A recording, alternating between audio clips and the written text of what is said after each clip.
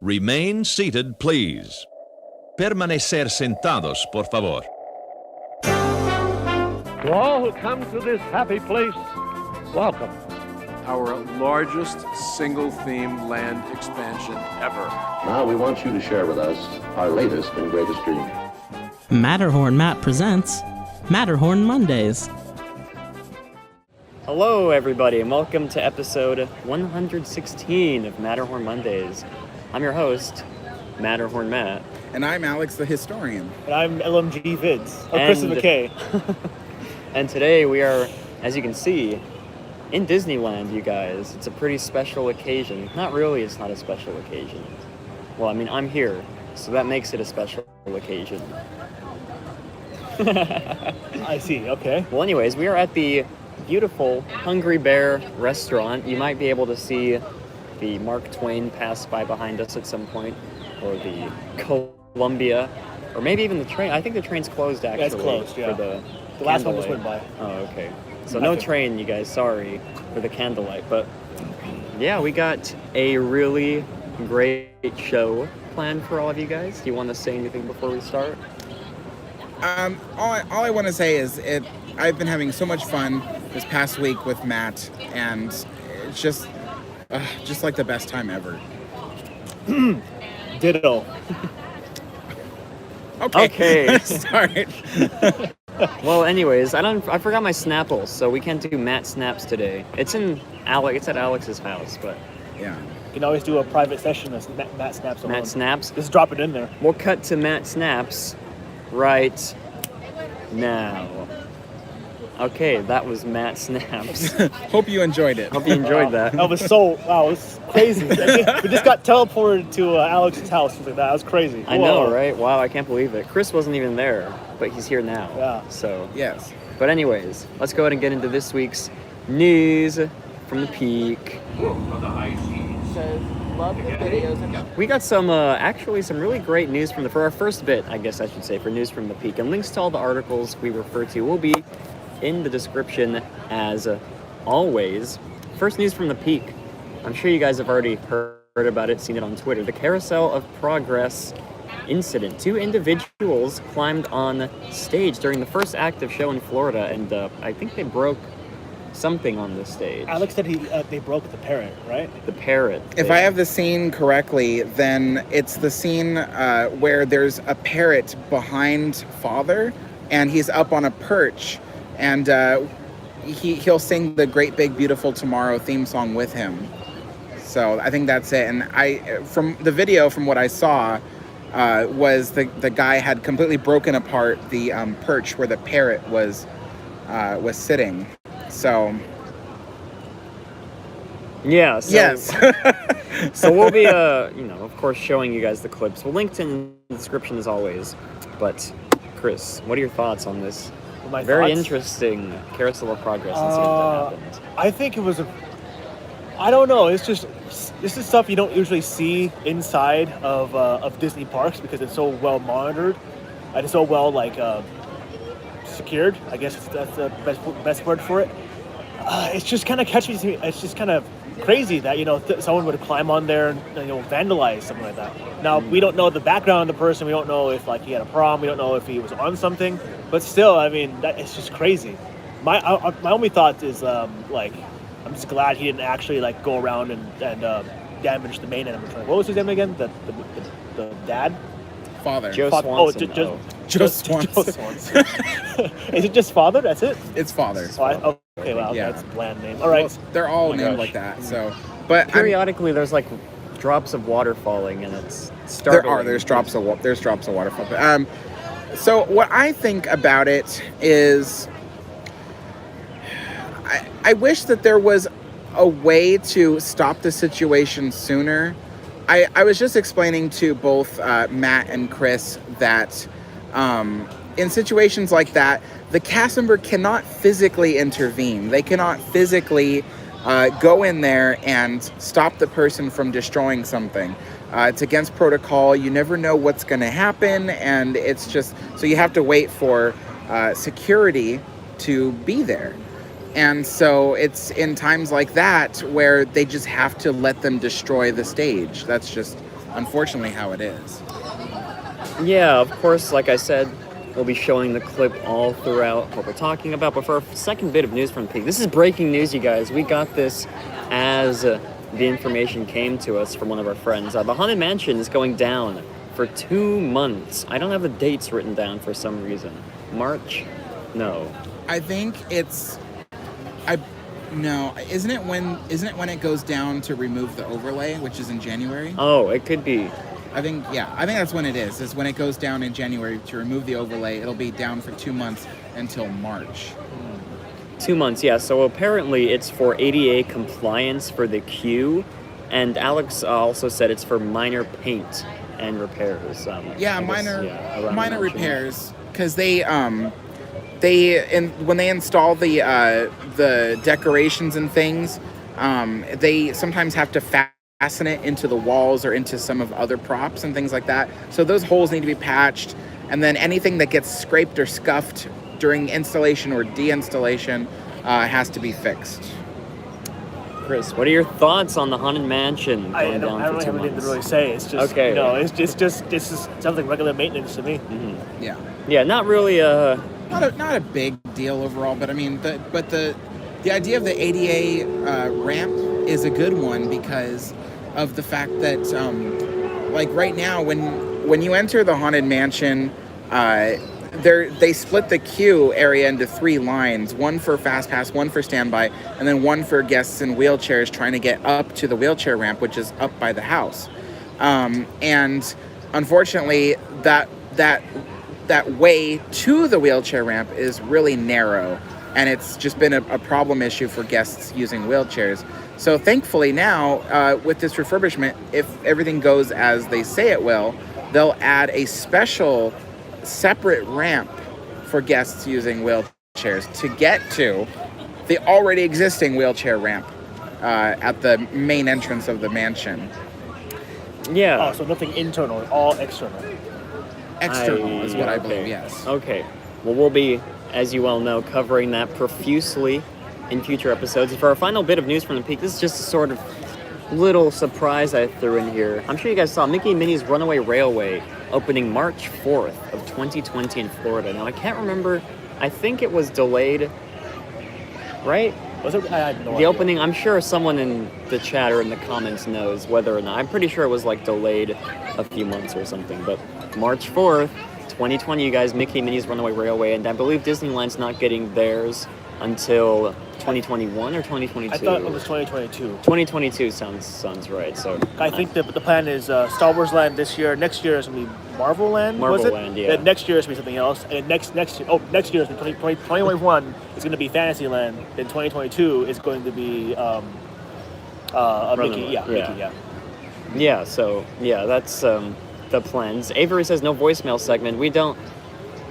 We I can't can't do it because we're literally on a phone right now. It's my phone, yeah. And Matt needs his whole studio to do that kind of stuff. So there's none of that Yeah, today. if I could, I would bring my whole setup here, get some actual professional lighting going up, but that would cost a lot of money, I'm sure, to be able to come in here and do that. You should just buy a seat for your computer. I know. My gosh. Oh, you did. Yeah, I thought you flew her. Never mind. No. Yeah, all my 10,000 monitors. But anyways, that does it for this week's news from the peak. And we do have 2 main topics for you guys today. First being Rise of the Resistance first impressions, you guys. It finally opened. And secondly, we're gonna, I guess, do sort of a recap, of my trip so far to California, because today is my last day in California. Well, I guess technically tomorrow is, but I'm leaving tomorrow. Tomorrow being Monday the 9th. Today's Sunday the 8th when we're doing this. So technically today's my last day in Disneyland, but let's go ahead and start with everybody's favorite, Rise of the Resistance. Now, Rise of the Resistance opened this past week on, I believe it was Thursday the 5th of December in Walt Disney World. And we all 3 of us got to watch a few ride-throughs of it, and I figured we'd go through our first impressions. Is it worth the wait? And how it compares to many of the other popular sort of D, E-ticket attractions like Indy or Pirates. So let's start with Mr. Alex, the historian. What are your thoughts on Rise of the Resistance? overall, I really love it. I think it looks amazing. I was definitely wowed. Wow. Wow. You were wowed. Thank Kris you. was supposed to do it along with me. You should have given me a signal. I don't know. Should've. I can't read your mind. So, Rise of the Resistance. So, it looks really amazing, and I was just telling Kris that I think it's a very awesome atmospheric ride in terms of a lot of the special effects, a lot of the scenery is heavily based off of explosions and what's happening around you, as opposed to the characters of the story. The characters play a minor part, in my opinion, and that's okay. I think it'll be very exciting. I think it'll be really a very popular ride. I think I only have one gripe about it, really, is I just felt like, and this isn't like a make or break thing. This doesn't mean that I hate it. I'm not saying that. I'm just saying if I were to fix something about it, then I would probably add more animatronics. I feel like it's a Star Destroyer. Star Destroyers are full of people and robots and everything. They're not empty, and I felt like this ship was remarkably empty. But other than that, I mean, that's just a minor thing, a minor little, flaw, I think. So again, it wasn't a make or break thing for me. I still love it, and I think it looks great, and I'm very happy and fully immersive. It looks fully immersive. I love it. Okay, before we move on, Avery did say that Runaway Railway was supposed to open this December 2019, so it was... Ooh, wait, that doesn't sound right. They're not even done with the facade yet. I know. I trust Avery, though. But Kris, what are your thoughts on Rise of the Resistance? Yeah. So I had really low expectations for Rise. I was thinking, Disney Imagineers, the last time they tried a ride technology was Ratatouille, which is really not good. It looks nice on video, but really it's a really messily done attraction. So I was thinking Rise would be really bad, but no, I was surprised because Rise was actually a really great ride. Rise overall, I think, is like, well, I will say that for the second part. I was going to compare it to a ride. Let me see here. I have a couple issues with it, but everything about Rise is amazing. The theming is really well done. The pacing is really well done. That they actually found a way to incorporate the trackless ride technology without making it seem like making it get in the way of things. Like with Ratatouille, it gets in the way of a lot of things. Ratatouille, they can't trackless ride technologies. They don't have movements. They don't have hydraulics. They don't have pneumatics. So they can't shake you around. Because of that, they can't really, they don't really work well in action scenarios. But in Rise, what they did was when they had a purely action scenario, they threw you into an elevator. The elevator shakes you, instead of the actual ride system, which is I think is genius. Now there's one thing I don't really like. I brought up with Alex, and Alex kind of agreed with me, and that was the spoiler alert, obviously, but that was the Kylo Ren animatronic, the last one you see in the ride. And I really don't like how it looks. Personally, I think... Well, that's some context to what the scene is. He gets blown up, I believe. Yes, he gets blown up. He's standing against the wall, and he gets blown up. It's supposed to be like he's getting sucked into space. Exactly, but he just sits there and goes, whoa, like that. Kind of like one of those air balloon things at car dealerships. That's a good description. Yeah, he doesn't really do anything. And Alex was saying, it's because... What did you say again? It was... I was saying it's because that they made two exact duplicates of the same Kylo Ren animatronic. The one that is in the cockpit or the bridge of the ship is the same exact one that they use for that scene where the wall behind him explodes and he almost goes out into space. It's the same exact one. The only difference is that one can turn around, 180 degrees. The other one can't. But it's the same thing. So yeah. It's starting to rain right now. So we're looking at sprinkling. I brought my umbrella, thankfully. So sorry. No, I was just going to say. I was going to say, the scene is realistic, but once the explosion starts, that's when I was like, oh yeah, that's an animatronic for sure.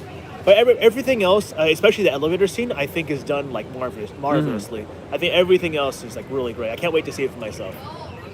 Yes. Yeah, I think it's really good. I was really surprised at the amount of, I guess the amount of dedication the cast members put into, like, when you're first entering the, what are they on, the Star Destroyer? Is that what it is? Yes. When they first entered the Star Destroyer, the video I watched, the cast member was really aggressive. I feel like how a first order officer would be like. So that was a lot of fun. There's one more thing, if I can add. Yeah. So I was trying to explain this to Alex earlier, and I couldn't really explain it. Well, in the first scene, when you're going, after you leave the rebels, you pass by a couple of empty trackless vehicles, and they're coming back. I would think that these empty ride vehicles are actually the ones that are the ones from the unloading scene. So they get unloaded. So guests unload, and they go right back to the ride. And instead of like going through a different passage, they actually pass you and go back to the rebel scene. So I think that's a really genius way of incorporating using space. So instead of like creating a separate aisleway for like the trackless vehicles to go from the unloading scene back to the loading scene, they instead pass by the other guests. So it kind of seems like, oh, there's always droids moving around the whole Star Destroyer. What are you talking about? Do you know what I'm talking about, Matt? I think so. Yeah. So in the first scene, you pass by these two empty vehicles. Okay. Yeah. So those two empty vehicles are from the unload section, Oh. and they're passing you. They're going back to the load section. So instead of taking those vehicles and putting them through like an empty hallway going back to that scene, they instead incorporate them to the story. Oh, okay. Yeah. Yeah, and that's also because the loading area is a room, like a separate room with a closed door. So it's not like when you ride the Winnie the Pooh ride where there's an endless chain of vehicles coming in. It's a sealed off room where they have to open and close a door to allow ride vehicles in. So yeah, people would have to see those vehicles enter on stage. So that's genius. That's genius. I'm trying to cover the batteries here so they don't explode from the rain. Or you could just move the batteries. Or I could just move. That's a good idea. I'll put them right here in my sweater. That's not your sweater. My pocket thing. Well, anyways, do you guys think Rise of the Resistance has been worth all the delays it's been having so far? Kris? Worth the delays? Yeah, I'd say the worth of delays because obviously if they open the ride up without the delays, it'd be breaking down constantly, so water's just going into my jacket and it's all cold in my shoulder. Because imagine if they open it up during Millennium Falcon or the Smuggler's Run attraction, and imagine like it breaking down like every single hour and only having like maybe 1,000 people ride it every single day. Like that's just terrible. I think waiting a little bit and allowing the engineers and the Imagineers to kind of catch up and bring it up to the Disney standard. I think it's worth it. That's a really bad way of phrasing it, but yes, yeah. Is it worth the wait? Yes, but I feel like we didn't have to do it this way. I feel like we didn't have to like wait in this particular way.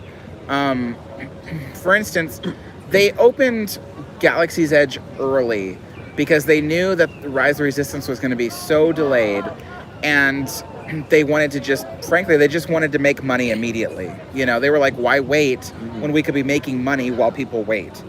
So, and that unfortunately has led to Galaxy's Edge's rumor of unpopularity, and has kind of struck a blow to the company in that sense. And so right now the company is reeling from it and trying to get guests back in the park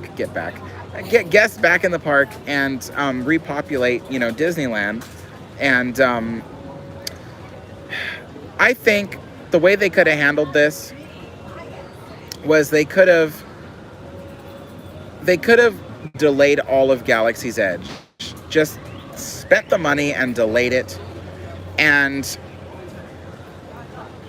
I think that they should have I heard there was rumor that the Imagineers, they were like, okay, we're going to leave Disneyland alone for a second. We're going to go focus on opening Walt Disney World as fast as we can. If they had just doubled up on the staffing and then just got both open on time, I think that's what it would have been great. I think it would have been much more of a immediate financial success to them than it was just opening early. And of course, all this is in hindsight. You know, obviously hindsight is 2020. So, yeah. Yeah, people are talking about the virtual queue. I guess we should mention that.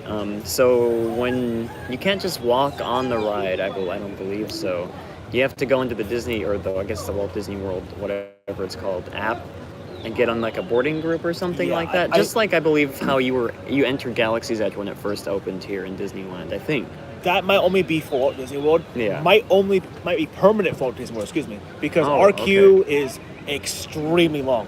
Our outdoor queue alone is already double the size. I think triple the size of Walt Disney World's outdoor queue. It's humongous. So I think like the virtual queue is like a permanent thing for theirs, and it might be like a couple week thing for us. Because their queue is very short, very very short. Okay, yeah, well that makes sense then. Well, yeah, obviously I would have wanted it to open while I was here in the parks, but we'll get to that later on in the episode. How do you guys think it compares to, I guess we should compare it to, because they're touting it as the greatest attraction the company's ever done, or just like anybody in general has ever done, right? Yeah. So comparing that to other classics like Indiana Jones Adventure, which I feel like a lot of people have been comparing it to that attraction. Also, you know, of course, you can't leave out Pirates of the Caribbean, which is probably the greatest attraction ever done. So, Alex, how do you think how do you think Rise of the Resistance compares up to the other attractions? And this is just by us watching YouTube videos. We have not experienced it yet in real person. But Alex.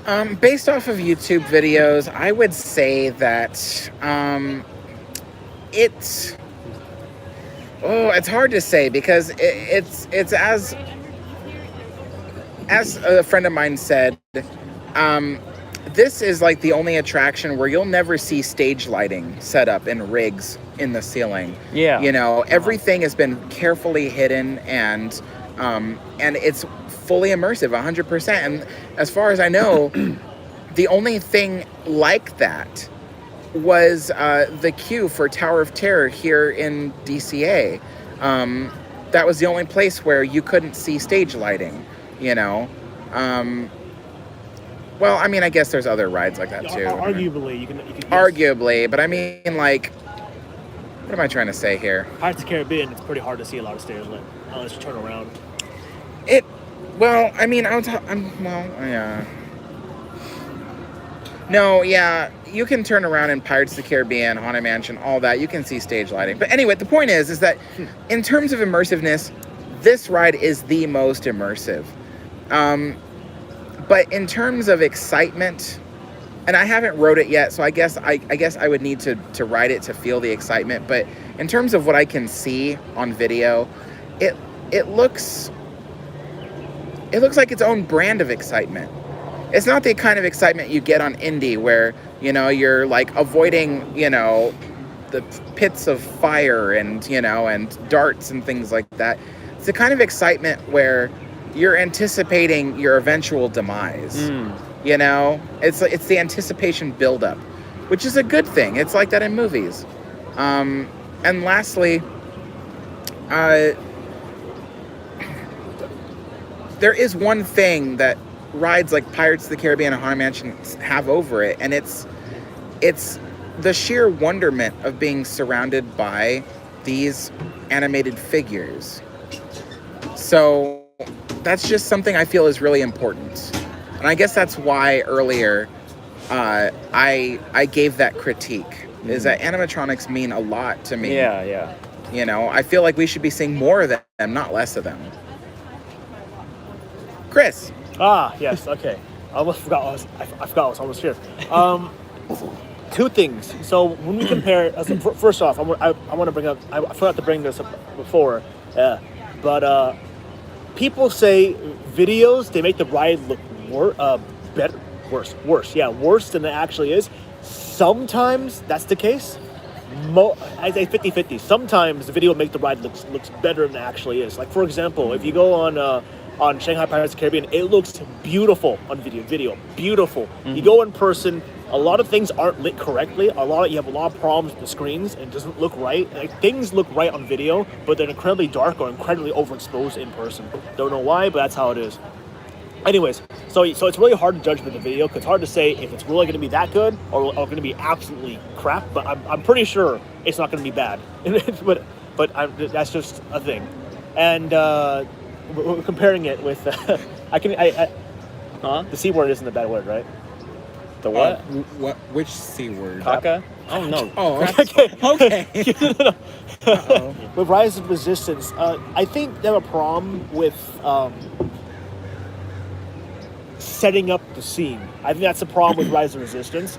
It starts like this, bam. Yeah. Like that. It starts immediately. I mean, to an extent, it's good, but then for some more immersive rides where it takes time to kind of let you in and let you experience it, I like those better. Like the Pirates, Indiana Jones and Haunted Mansion, it lets time. Yeah. And then the later on you go, the more crazy or the more immersive or the more fun it gets. With Rise, you're walking through a cave, then literally once you pass a certain point, boom, resistance, boom, in the Star Destroyer, boom, elevator. It's just it happens so quickly. It's like, it's good, but it's hard to say if it's going to be better than an Indiana Jones or Pirates of the Caribbean or Haunted Mansion in the long run, because those rides they take time to expose you to the theming. Rise does it so quickly that it might wear off that magic. Yes, wear exactly. off. Exactly. Yeah. Exactly. Yeah. Oh no, you go ahead. I was going to add that Matt and I had went to see Walt Disney's Enchanted Tiki Room last night. Yeah. And we were talking a bit afterwards about the longevity of that attraction. You wouldn't think that a little song and dance with some singing birds would last this long, since 1962, and I think the thing is that there's something about it, which is the show builds up to its most amazing point, which is all the birds and flowers singing at once, and then all of a sudden everything shuts off, and then there's lightning and thunder, and it builds up to that point. Rise of the Resistance feels like it doesn't build up to a certain point. It feels like you're in the climax from the start. Yeah. There we go. Yeah, that's the word I was looking for. The climax. The whole entire ride is the climax. The whole ride is the climax. There's no difference like between the beginning to the end of the ride in terms of excitement levels. It's like Tiki Room, you build up the excitement to the thunder, and then you end with this beautiful song. But Rise of Resistance, just immediate. Even with Tower of Terror, you build up with the excitement. The whole entire queue, the whole entire boiler room, it's building up to the climax. And once you're in the elevator, boom, the climax. There we go. That's the word I was looking for, climax. Okay. And the Haunted Mansion too. You build up to the graveyard scene, and all the animatronics. Because the one thing about the Haunted Mansion is seeing ghosts, right? They start off with not showing you any, and then you start seeing them in the ballroom, and then you build up to this great, big, beautiful ending with all these animatronics at the very end. So I just feel like you saw everything you wanted to see in the beginning of Rise of the Resistance. Yeah, that's what I'm going to say. Yeah, with the giant stormtrooper scene. That's kind of like, it feels like the climax. You have another climax with Kylo Ren. You have another climax with the elevator scene, if you know what I'm saying. It seems Matt can't stop giggling at this word. The giant climax? No, you were laughing. Weren't you laughing at something? No. Oh, are you sure you weren't imagining it? Maybe. I don't know. I'm really tired, you guys. But okay, so yeah, so it'll be interesting to see how this holds up to those attractions. Especially, I was thinking like maintenance-wise, because you look at a ride like Indiana Jones, which always has something broken in it. You can argue the same with Pirates, and even with Rise of the Resistance, we've known that the ride has been broken for a while. I guess they've managed to work out the issues or whatever, but I'm interested to see how this ride holds up maintenance-wise in the next couple of years, especially here at Disneyland. I don't really care much for Walt Disney World, but yeah, so that's that. Leave your thoughts down below in the chat, in the comments, about what you think about Rise of the Resistance, and do you guys have any final thoughts you'd like to say on that? Not really. I'm looking forward to riding this ride, and I know I can be critical, but I like to think I'm objective. I find things I like and I find things I don't like, and I pair them against each other to see, like, is this something that I like? So overall, I'm excited to see Rise of Resistance, and of course, we all have to keep in mind there's probably no Disney ride that is perfect. No, yeah. That's true. I mean, that's, you know. Okay, Disney rides are like art. Art is subjective. Nothing is ever perfect. If you say something is perfect, then it can't be improved on anymore. Rides can be improved on. Mm-hmm.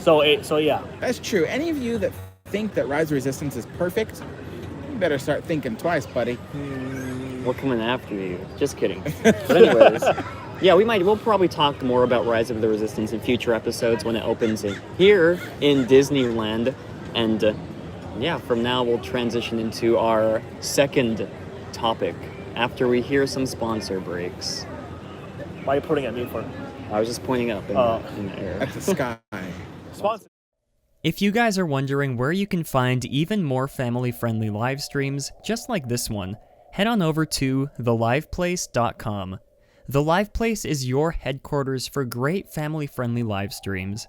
They cover anything from Disney to other vacation spots, various variety shows, and have some amazing streamers like Resort TV 1 and myself. Also, be sure to check out puckermint.com, where you can find amazing pins and stickers. Puckermint is based out of Albuquerque, New Mexico, just a few hours from where I live, and since I'm a big believer in supporting local artists, we decided to partner up. Be sure to use the coupon code down below when you make your next order. Again, that's puckermint.com and puckermint on Instagram. And now for our second and final topic. You guys, in case you didn't know, I'm in Disneyland right now, you guys. I've been here since Sunday. No. When did I come here? You've been here. It was Sunday. Monday. Was it Monday? It was Monday because I got off work. It was Monday. I've been here since last Monday, which would be, I don't know the date. Insert date here. But December 2nd. December 2nd. Alex knows more about my trip than I do.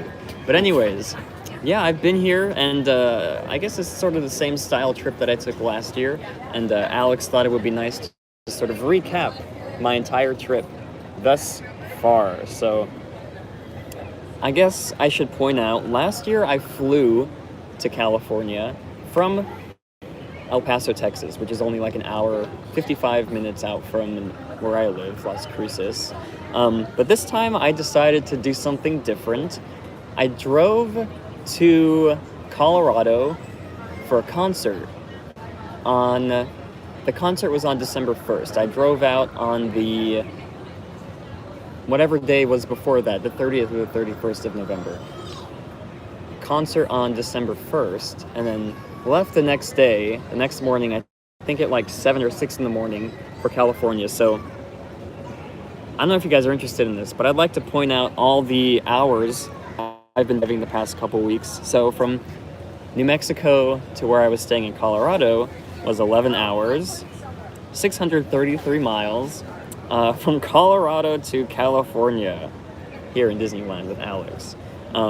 15 hours and 1,000 miles and 1,020 miles. So in total, that's 26 hours of driving and 1,626 miles, not counting the drive from California back to New Mexico tomorrow. So I feel like this is a feat that will never be broken again in the history of the Matterhorn Mondays show and history of the channel, probably. Unless Steve takes over. Unless Steve could, because Steve does have to drive pretty far to get here, but yeah, I just felt like I had to point out how much I've drove the past week or so, because, I don't know, I guess driving does take a lot, especially long distances for long amounts of time takes a lot out of you. I was very exhausted, but anyways, Alex, how do we continue on this segment? I wanted to know, you got an annual pass yesterday, right? I did. Yes. I'll show it to you guys. So They have a new design now. It's so... I know, it's so fancy. Yeah. I love it. So there it is here. I got an annual pass, you guys, the other day. I'll show it here. It's out of focus, but you get the idea. So how does it feel now to be an annual pass holder? Like, how did you feel before? Like, just thinking you were going to be here, you know, on a 5-day pass. Yeah. To suddenly becoming an annual pass holder. How do you feel going from a Disney casual to a Disney regular? Professional. Regular. Yeah. I don't know. It was because I initially planned to come out here for 6 days to Disneyland. So I bought the 5-day pass, and I was gonna have to buy another day today, actually, extra, because they didn't sell, I guess, a 6-day pass on the website I bought the tickets at. And of course, I was very sad because I figured that this would be the last trip I'd take for a while. But I realized that, I don't know, I guess I'm an adult. I can come out here, you know, over like a long weekend or something if I want. The drive's not too bad from California from my house. So I feel, I don't know, it does feel different. Alex said something the other day about how it felt, but I can't remember right off the top of my head. Yeah, I was wondering, you know, since he was here just on a pass or like a ticket, like a regular ticket, it felt like he was a visitor. Yeah. I asked him, I said, does it feel now that he's coughing on me? Does it feel now that he's no longer a visitor, that now he's like, he just bought, like he's part of the family? You know, Do you feel now that you're not a visitor anymore? Now this is yours. This whole place is yours. I do, yeah. It's a weird feeling. I'm excited. I'm gonna come back hopefully for the opening of Rise of the Resistance on the 17th of January. If anything, then the Saturday after that. But that one Saturday I'll come, and hopefully, and the Sunday, of course. Yeah, I'm excited. I'm gonna come back to Disneyland more often, hang out with Alex and Kris and everybody. I stayed at Alex's house, by the way. I didn't mention that. Yes. Alex bought a big old air mattress just for me to sleep on in the living room. Yeah, he didn't let him sleep in the bed. I know. No. I offered to let Matt sleep in the bed, but for some reason he was a little reserved about that. So I bought him an air mattress. I told him, I said, hey, you know, I'm like, this has been really fun. I've had a lot of fun, and now that he has a pass, I want him to know that, you know, you can come back and stay at my house anytime you want. Anytime. I told him, I said, you can call me at midnight the night before and be like, I want to go to Disneyland the next day, or whatever, how long it takes. Anyway, So yeah, Matt, you can stay at my house anytime to come to Disneyland. We'll hang out, have fun. I appreciate that, Mr. Alex, the historian. And as you can see, Mark Twain in the background. Really, I hope you guys can see it on camera. I can't quite see that close to see if you can. They can see it for sure. Okay, I can see the smokestacks at least, but yeah, annual pass. I'm very excited for what the future of, I don't know, my life at this point holds. I'm going to be coming out more often. I'm grateful for everybody who hung out with me this week. I said, you know, the same as last year, everybody who came out to the meetup. Oh, we should talk about the meetup. I completely forgot. We got 4 minutes. We got 4 minutes, so we'll talk about the meetup. Guys, we have reservations at the Carthay Circle at 5 o'clock, and it's 4:36, so we gotta get this going. But yeah, the meetup was amazing. We met a lot of awesome people. Even just throughout the week before the meetup even happened, a couple people, or I guess a few people came up to us and said, oh, hey, I love your videos, you know, they're really regular. So that was really nice meeting all of you guys, as well as the people at the meetup. We had a good crowd at the meetup, 20 at some point, I think, 20 or 21 people, I think. Yes. We counted later on that through the whole day we had met about 21 people, it was really great. I mean, I can say for one thing, I loved meeting everybody there. Everybody had such amazing personalities, such great stories.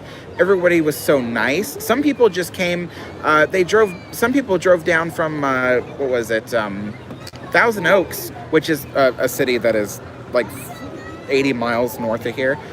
They drove down just to meet us at the hotel, say hi, all that, and then they left. They didn't even have time or whatnot to go into the parks with us, but we had so much fun. And Kris, what did you think of the meetup? I think that was cool. And so, yeah. I have nothing to really say. I mean, yeah, no, I'm excited to do more of these in the future, not just in December, for other times that I happen to come out here. And well, I guess, I don't know. Yeah, we had a lot of fun. I think 10 of us at one point got into one boat of Pirates of the Caribbean, and the boat so much water. almost flipped over. It was. I wish I was like filming or something. It started to tilt, and then like scoot over. Yeah, Steve was like, everybody balance the boat out. We got our own boat, so that's why it was just all tilting. But it was really amazing, and these things, the idea was to do this as an annual thing. And like Matt said, now that he has a pass, we can do it more than just winter. We could do it whenever. Spring, summer, fall, all the other New seasons, Year's. you guys. New Year's. No, I have no chance I'm coming up for New I'm just joking. All right. Yeah, we did have a lot of fun. Thankful for everybody who came out and said hi to us. Yeah, I wish we had more time here with you guys. As you can see, the sun's starting to set. It looks really beautiful, I'm sure, in the camera, as well as here. Really excited for what the future holds, not just for the channel, but for my trips to Disney as well. Yeah, I wish we had more time to talk and for as us well. as friends. And for all of us as friends, you guys. Don't touch me. And for everybody.